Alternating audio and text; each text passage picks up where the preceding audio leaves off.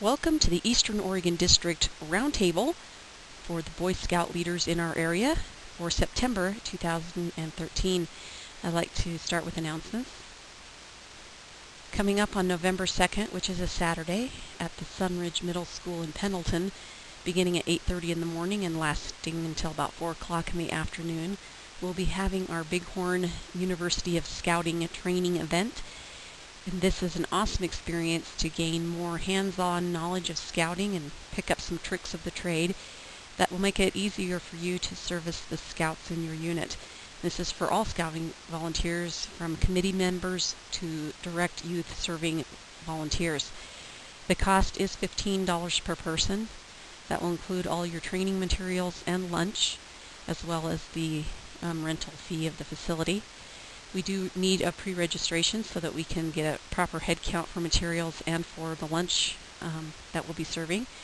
If you would please visit bmcbsa.org to pre-register. Popcorn sales are going on right now in our district. We have 3 units selling popcorn. If you would like to make a popcorn purchase or perhaps a military donation where we send popcorn to our troops, please contact me and I'll put you in touch with the unit closest to you. Just to let you know, there will be an increase in registration fees for the Boy Scouts of America.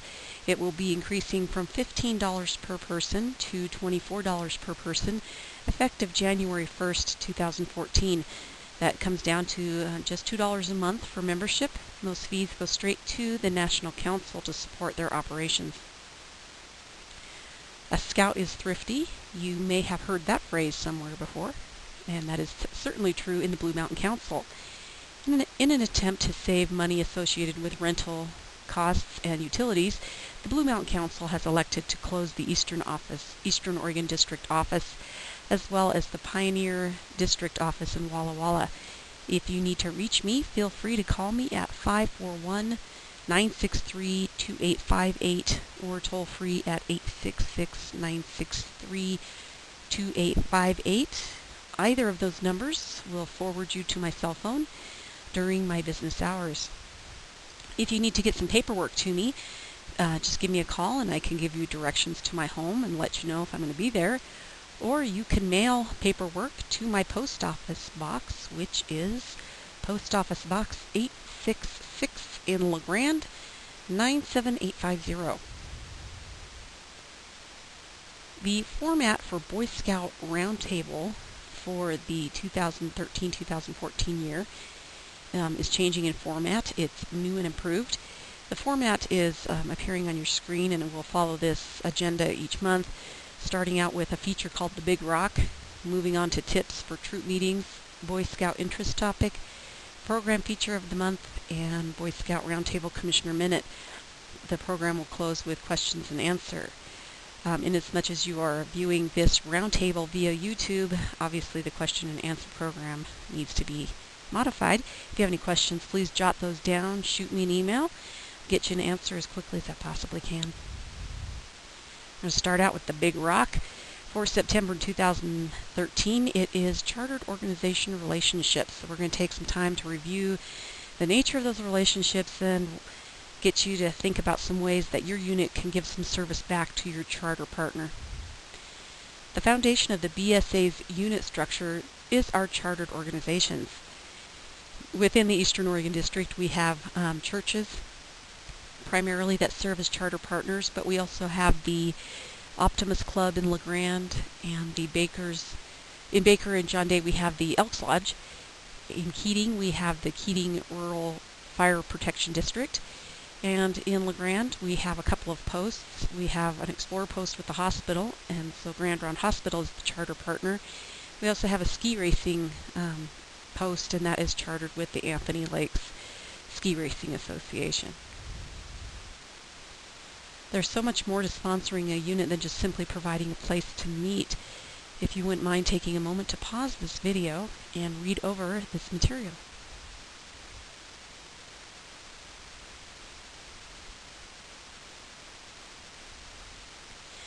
By receiving a charter from the Boy Scouts of America, the charter organization agrees to do several things. Again, take a moment to pause the video and read this material and press play to resume.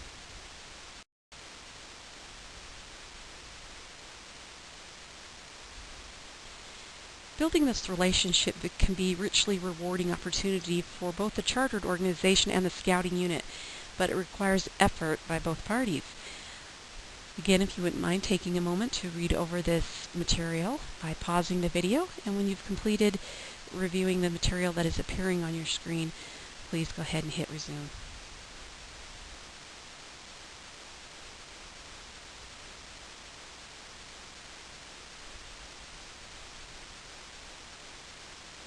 How might a scouting unit show its gratitude through increased support of its chartered organization?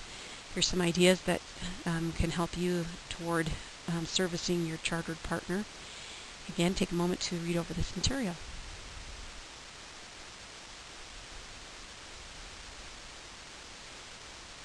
If the unit is not currently engaged in providing service to its chartered organizations a few times a year, it may be wise to sit down with your charter organization representative and ask how your unit can more actively give back to the organization. Now moving on to the part of our program of tips for troop meetings. This month it comes from Scouting Magazine, titled Encourage Mentoring Between Eagle Scouts and New Scouts, and some ideas on how to do that come from a compilation of ideas brought in by Mark Gray, and this comes from the May-June issue of Scouting Magazine. If you're not receiving the Scouting Magazine, please contact me. That is a free publication for you as a member of the Boy Scouts of America. It is the Scouting Magazine for Leaders. It is also available electronically on the Scouting website. This first idea comes from Leroy, New York, and take a moment to read over, and when you're done, pause, read, and then press resume.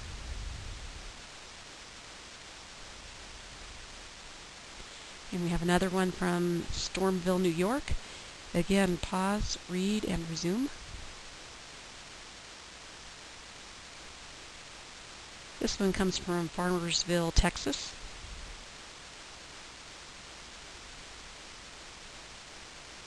This one comes from Iwa Beach, Hawaii.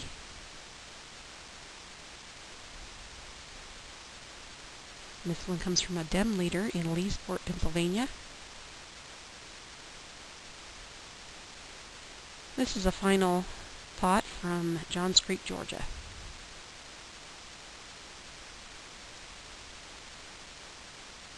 I lied. This is the final one, and it comes to us from Granada Hills, California.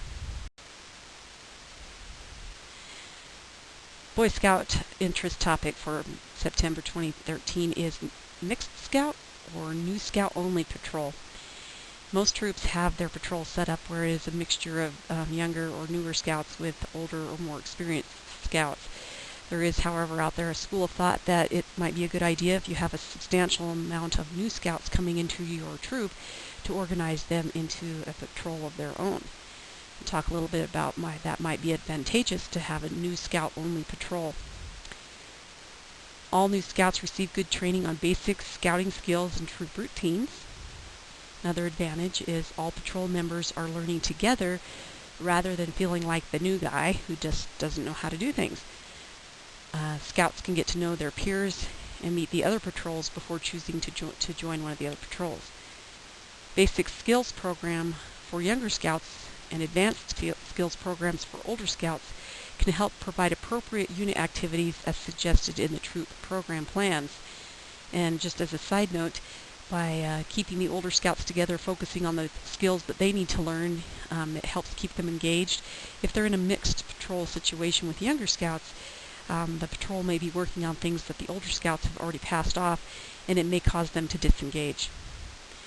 Focus on core skills such as the BSA swim test, totemship, firemanship, cooking, camping, and etc. As the new scout grows, they begin to take leadership roles themselves and adopt boy-led skills. There is support for a new Scout-only patrols. The new Scout Patrol has dedicated leadership support from adults and scouts, but the goal is to still teach the patrol to become boy-led. Another way you can support the new Scout-only patrol is to assign an assistant Scoutmaster to them. You can use the older Scouts as troop guides. These would be youth leaders who assist the new Scout patrols in working on their first trail to first class. You could certainly ask some of the new Scout parents to help out, and experienced older Scouts can be an excellent resource to help with specific projects and skills. This also gives those older Scouts the opportunity to mentor and to provide leadership. So, mixed patrol, what are the advantages? What are the disadvantages? The advantage of a mixed patrol of older and younger Scouts is that mentoring and just diversity. Younger Scouts have someone to look up to. The disadvantages, again, as mentioned, the younger Scouts may be working on things that the older Scouts have already accomplished, which would cause the older Scouts to maybe become disengaged with Scouting, or the younger Scouts may feel a little bit overwhelmed, not quite up to the test of keeping up with the older Scouts, and that may cause them to disengage as well. Choosing a new Scout-only patrol or a mixed age patrol, it really are some things that you need to consider and make the decision on your own. Both systems can work well for units. The decision often depends on which is best for the unit situation. Units with a large group of new Scouts can often benefit from forming a full new Scout-only patrol, or even two of them. You basically need to consider the benefits of a new Scout patrol versus how the troop will help the Scouts integrate, learn basic skills, and achieve a successful transition into Boy Scouts if the new Scout patrol is not used. So basically, this is a decision that not only needs to be discussed at the committee level, but the boys, or at least the senior patrol leaders, should be taken into council on that. Program feature for the month of September 2013 is forestry. You can have a Leave No Trace outing. On this outing, renew your commitment to low-impact camping. Use methods that will not have a lasting impact on the environment. Make sure all Scouts, regardless of age, rank, or outdoor experience, know and practice these methods. So it's much more than just going camping, but letting your Scouts know that the focus of this camp, as it should be with every camp, is to leave no trace. You can have activities for your camp out and back home. We have several that I have to suggest. The first one is lumber value. Go ahead and pause the video, read over this, take a few notes if you need to.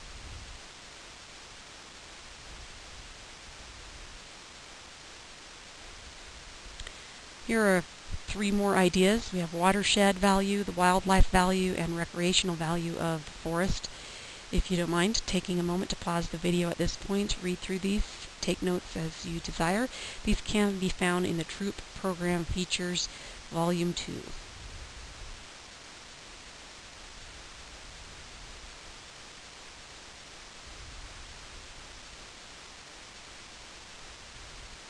Commissioner's Minute. You may have heard the expression, the Cub Scout helps the pack to go, and the Cub Scout pack helps the Cub Scout to grow. Well, I've extrapolated that a little bit to say that the units help the district to go. Last spring, our activities chairman for the district planned a spring camporee. No one RSVP'd to that event, so it was canceled. For late August, he had planned a fall camporee, and the only unit that responded is the unit that he's involved in. So again, we canceled the fall camporee. His unit is a rather large unit, and there was one other unit that didn't get the word that they needed to RSVP, and they didn't get the word that it had been canceled, so they showed up anyway. And they all participated together in a 50-mile bike ride and scavenger hunt, and had a fantastic time. And I would just like to encourage units to participate in these programs as they come around. They don't come around very often. And that RSVPing is absolutely vital so we can plan accordingly. District events are an integral part of scouting. They do help the scout to have experiences that maybe they might not be able to have at the unit level, and to come together with other scouts they don't see very often and work in a team environment. If there's a better way that we can communicate these events to you, please, I would appreciate your feedback. If you have some ideas for a camporee, would love to hear from you. If you'd like to help plan and execute a camporee, definitely welcome all the help we can get. Just shoot me an email or give me a call and we can discuss what your thoughts and ideas are.